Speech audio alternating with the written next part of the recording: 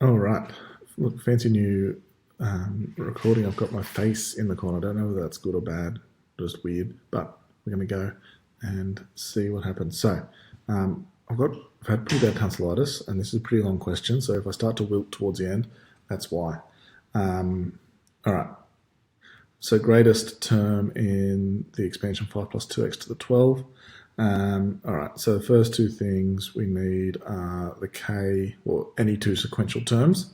Look, if you haven't been explained this, hit me up on, what day do you come? Tuesday. Hit me up on Tuesday as to why we do this.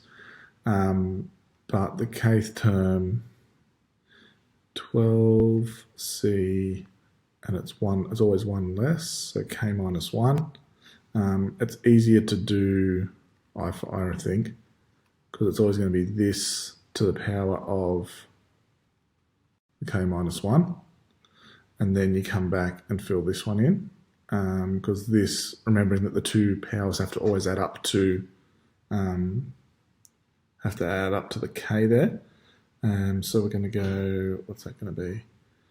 It's going to be 12 minus k minus 1. And that's the trick that a lot of people fall into, especially early on. 12 minus k ends up being plus 1, so that ends up being 5 to the 13 minus k times 2x to the k minus 1. Okay, so that's pretty okay. Pardon me. The k plus 1th term, we're going 12ck. This one's easier, just because of the k plus, we use the k plus 1th to make it easier. When we do one less than k plus 1, obviously it's just k. And again, doing this one first, we know that's got to be to the power of k, which means that the 5 is just to the power of 12 minus k. All right, so, oh no, battery low. All right, hold that thought. I will pause and all right, I presume we're still going. We're still at 20%. We should make it. All right, so there's our two expressions. Now we need to obviously get to the bigger one divided by the smaller one. Look, I'll just take 2 seconds. Hopefully, like I said, hopefully got explained this to you. So what, let's pick 1 plus x to the power of 5, if I can remember that off the top of my head. So that's going to be 1 plus, what does the binomial triangle look like? 3, 3.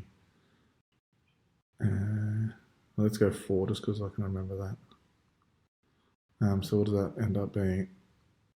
What are the coefficients there? 1, 4, 6, 4, 1. So 1 plus 4x to the 1 plus 6x squared plus 4x cubed plus x, where am I? X to the 4. Sorry about the mess. I should use my funky eraser, shouldn't I? Oh, good one. There we go. X to the 4. That really didn't know any better, but let's just move on.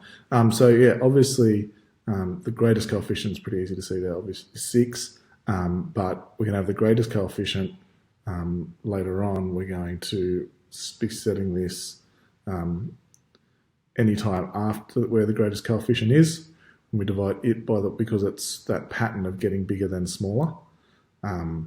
If we do this divided by that, it's going to be bigger than 1. But if we do this divided by that, it's going to be smaller than 1. So that's just what we're looking for here. I'm going to get rid of that because I might need that space. And back to my pen. Okay, so this is where the fun really happens. So t to the k plus 1 we've got as 12ck, 5 to the 12 minus k, and 2x to the k. Ooh, sorry, that's horrendous. Still learning to use my new toy. And then this is going to be 12ck minus 1, 5 to the power of 13 minus k, and then 2x all to the power of k minus 1. Okay, so this is where we need, this is like the big step and where it gets really hard. So if I come in here, I'm going to see if I can get really tricky. No. Back to my pen. Let's go red. So I'm just going to look at this bit first, okay? The 12ck. You said this, look, I'm just going to go really slow. I'm not, you said this is where you struggled sometimes. So I'm just going to try and break this bit down as much as possible. So sorry if I go over stuff that you already think's quite easy. So 12ck, I'm going to write this bit in the red. So from our like very start of combinations, you might remember that 12ck ends up being 12 factorial over, and there's a reason, oh god, there we go. I'm going to make this a big long fraction. So 12 factorial over, and then, so I'm just going to have to look at my notes here too. So then it's k factorial times 12 minus k factorial, okay? If you can't remember that, or that's just complete double Dutch to you, go back to the very start of your of the binomial topic. It'll be there in your textbook. And even go back further to the starts of combinations, and it's back there in year 11 as well. But it just gets glossed over pretty quickly sometimes, so we forget it. So then I'm back into the other bit here. So what we're going to do is going to be a little bit, or do a little bit of a trick. And so 5 to the 12 minus k could be, and is, 5 to the 12 times 5 to the negative k, isn't it? Because we break, yeah, when we multiply, we add the indices. And then this here, well, this is just going to be 2 to the k times x to the k. So hopefully that sort of makes sense there. And then we need to divide that by, it just works out simpler if we do that. Again, going back to red for this bit here. So it's going to be 12 factorial. See if I can do this straighter. That's not too bad. All right, so then here we've got k minus 1 factorial times, now this is going to be 12 minus k minus 1 factorial, but because negative opening up this, it ends up being 12 plus 1, so we end up with 13 minus k factorial. So that's the NCR bit expanded out. So then that same process again, 5 to the power of 13 times 5 to the power of k, just making, oh sorry, negative k. And this sort of becomes, and then we've got 2 to the power of k minus 1 times x to the power of k minus 1. Okay, so we've got all that sitting there. We should go a little bit further actually, shouldn't we? Let's go back a step. And then, so instead of doing 2 to the power of k minus 1, let's do 2 to the power of k times 2 to the power of negative 1. And then we're going to go x to the power of k times x to the power of negative 1. And again, that'll sort of, we'll see why on the next step. Okay, so hopefully you're happy with that. Then we're going to basically go and make it easier for us to cancel a whole bunch of stuff out now. So 12 factorial, just rewriting all of this.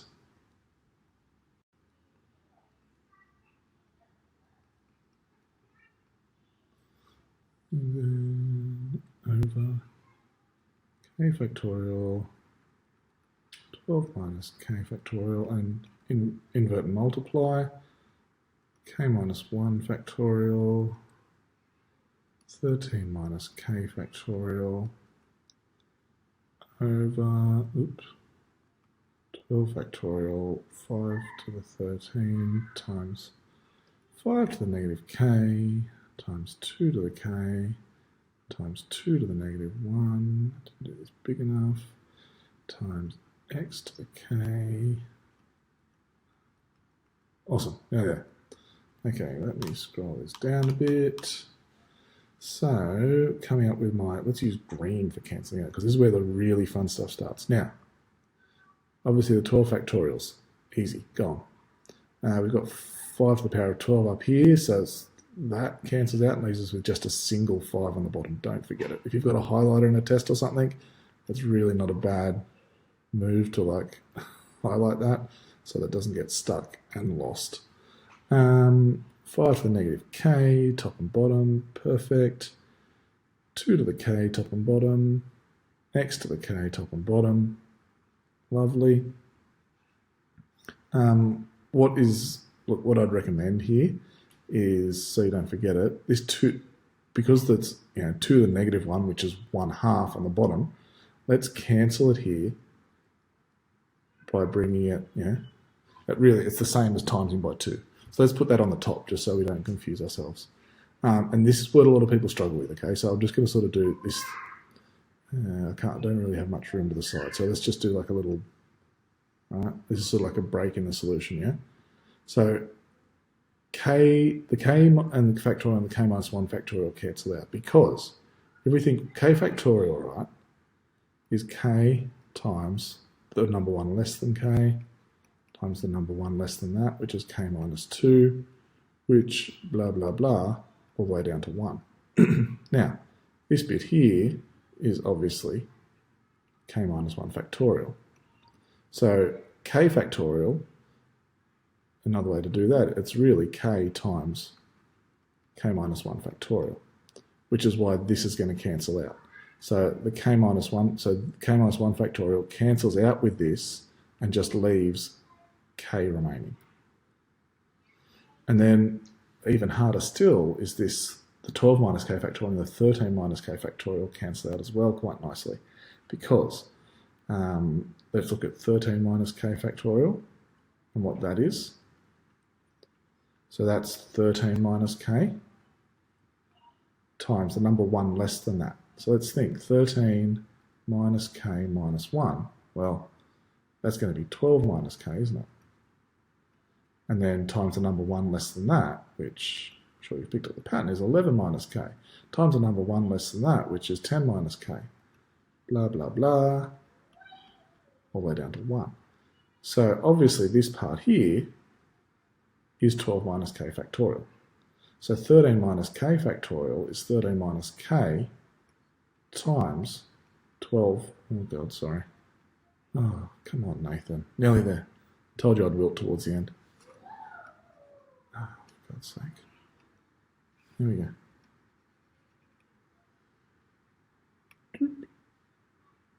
And what did I say? 12 minus k factorial. 8. So then that means that a friendly 12 minus k factorial is completely gone, and it doesn't completely cancel this because 13 minus k actually remains.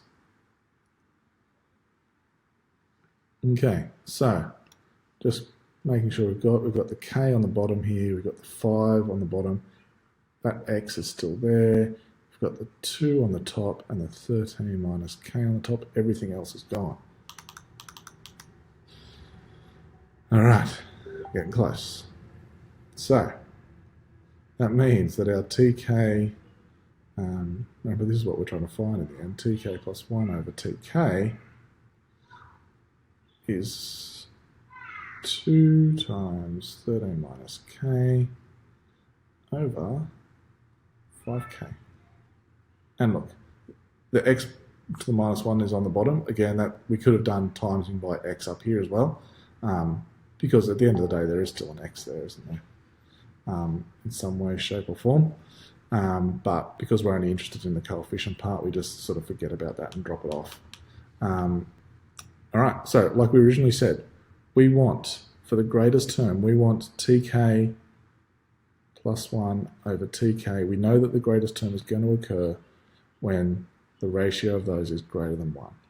So for us, that is when 2 to the 13 minus k over 5k is greater than 1. Okay. Just as a side note, we know that k is positive here because it's an integer and it's a it's a term. So that means we can just go ahead and multiply throughout. Let's just scrap that. And we can multiply throughout without having to worry about changing the sign of the inequality and stuff like that. 26 minus 2k is greater than 5k. So we're looking for when 26 is greater than 7k. I always just swap this around because I struggle to wrap my brain around it if I don't. So we're looking for when k is less than 3 1/7. Therefore, because k is an integer, it's when the greatest term occurs when k equals 3. And we are so close. So that means that the greatest term is going to be, we're looking for when t k plus 1, because that's going to have our k equal to 3. That's going to be our greatest term there, because that's what, the greatest, we said before, that ratio will only be bigger than 1 when the bigger term's on top of the fraction. So tk plus 1 for us now will be, we didn't even need that. What does that keep happening to me? There we go. So we're looking for T4. Our T4 is going to be 12C3 because it's one less. If you need to, let's write that down. T to k plus 1 is 12ck. But I probably need to write down myself.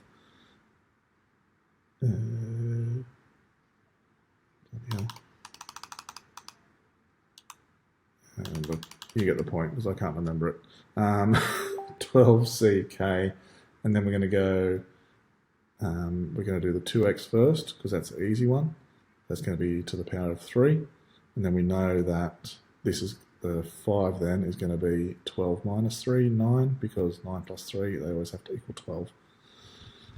So then we've got this. So we've got 12c3, 5 to the power of 9 times 2 to the power of 3.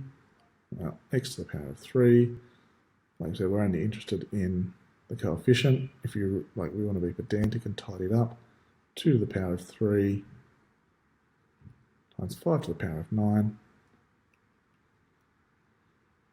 Therefore, greatest coefficient, and that's in factored primes. So we are done. And I checked this on Wolfram Alpha, so it's right.